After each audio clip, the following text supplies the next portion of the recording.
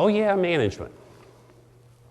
Interesting thing has come up in the most current research in the management space. In fact, there's something called the Management Innovations Exchange. It's a joint venture between Harvard, MIT, the Wall Street Journal, Stanford's engaged. Dell is actually sponsoring it, one of the sponsors of it.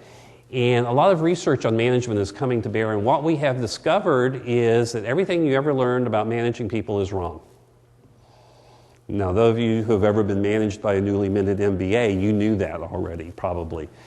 Well, what it turns out is all of the things that we learned about management worked well when you were taking agricultural communities and putting factories in them and trying to get them to work in a factory setting. Now you want people to be creative, you want people to be innovative. And you know what's interesting about that?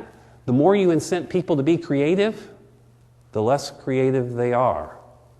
In fact, the more incentives and more measures that you put on them in a traditional sense, the more likely you are to fail.